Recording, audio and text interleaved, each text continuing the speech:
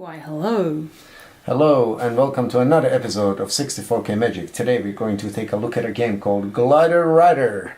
And here is the cover page. You have to keep yours still so I can go in and out. Wow. Alright. So, Glider Rider is an interesting game. I love the concept. I love the feel and atmosphere of the game. I absolutely love the music. I purposely turned the volume down so you guys don't hear it just yet. And I love everything that surrounds the game. Are you good at it? Apart from the game itself. The game is actually kind of crap to play. It's really difficult. I think that if it was a little bit easier and the controls, I think what lets it down, to be honest, is the mechanics.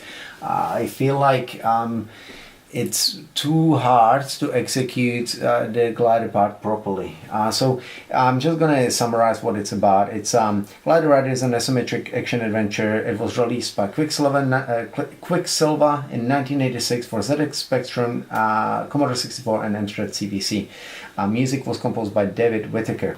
Now the basic plot is that the criminal Abraxas Corporation must be destroyed. An agent has been sent to the artificial island to bomb the 10 reactors that power their base. To complete the mission, you've been given some grenades and a motorbike that can transform into a glider. I just love that whole idea. It's really fun and, you know, silly and James Bondy and all that. But yeah, as you'll see, it's frustrating as hell to play. Yeah, but one thing that just brings me back to this game all the time is the music and the feel of it. I suck at it, I'm not good at it, but now and then I just load it up because I absolutely love the everything surrounding it, apart from being actually involved in the game for more than 5 minutes. I've tried really hard, and I think I may have managed to bomb one reactor. That's how hard I found this game. I literally don't know how to play it.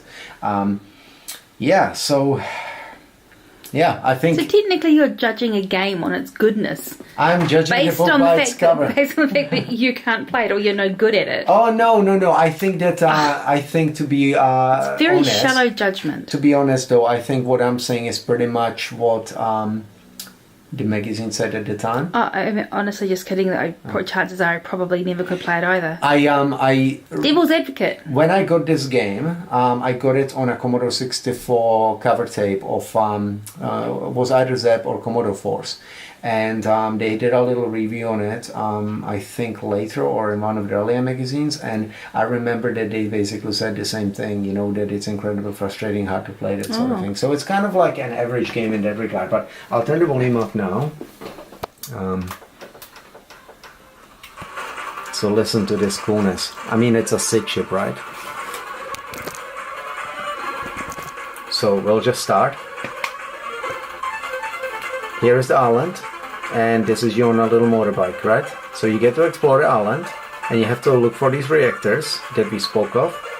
As you see, it's hard enough trying to control the dude on the bike. It's an isometric movement, right? So it means you have to move the joystick in the correct direction to move that way, but it's very sensitive and you keep going all over the place and you can't quite get it right. Partially it could be because of the joystick I'm using, but I had the same problems when I had other joysticks in the past. So basically the thing is, you've got to go up onto these hills if you can get there. And when you're up, you've got to drive down, and as you're driving down, you pull up, and there you go. I accidentally released a bomb. But oh yeah, there you go. That was okay. That is a reactor right there, and see, it fires and you lose energy right here. That's your energy there. So you've got to try again, okay? So love the idea, love the concept of it, and it could be so good. And just to pull off this maneuver here, I think you've got to drive down and pull up at the same time, and I can't do it. Okay, let's try and bomb it. Let's go. Oh, the problem is when the lasers hit you, they actually push you away. So they turn you away, which makes it even harder. And I think you also got limited bombs. That makes it even worse.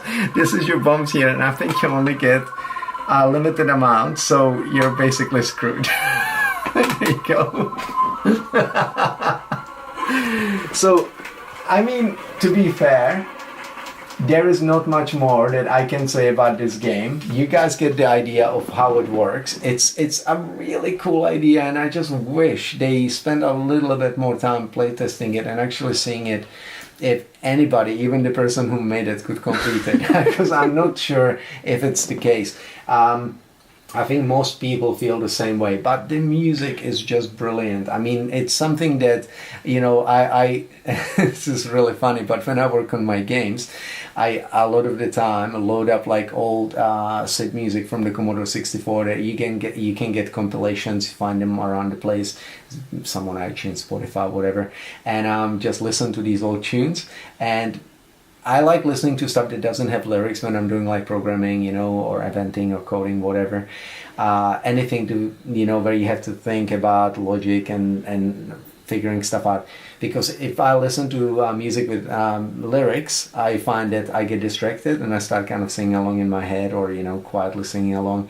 And when you've got sort of instrumental music like this, you're kind of just like pumping away, you know, you're like, yeah, this is cool, you know, rocking away, but not, you don't really get distracted. It's just this background thing that is a mood, or just this cool thing that gets you going, you know, and yeah, something to listen to.